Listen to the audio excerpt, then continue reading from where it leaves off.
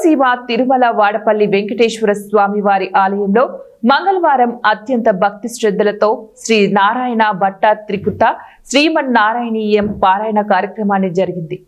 అనకాపల్లి, విశాఖపట్నం, విజయనగరం, తాడపల్లిగూడెం, తుని పరిసర ప్రాంతాల నుంచి శ్రీమన్నారాయణీయ పారాయణ తత్సంగం వారి బృందం భారీగా మహిళలు తరలివచ్చి ఆలయ ప్రాంగణంలో పారాయణ కార్యక్రమాన్ని నిర్వహించారు.